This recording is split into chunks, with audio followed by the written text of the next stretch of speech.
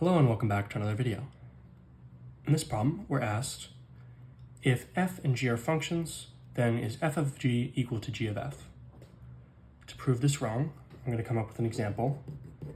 F of x is equal to 2x, and g of x is equal to x squared. In this case, f of g, which just means f of g of x, is equal to f taking on g of x, so f of x squared. F of x squared means we have to plug in x squared wherever we see an x in the original function. So this is just 2 plugging in x squared.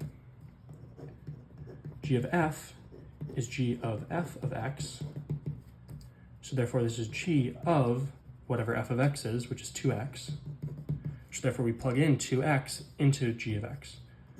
So the input, in this case 2x, is squared. And therefore here 2 squared is 4, x squared is x squared. So f of g is 2x squared, g of x is 4x squared. Therefore f of g does not equal g of f, and the statement is false.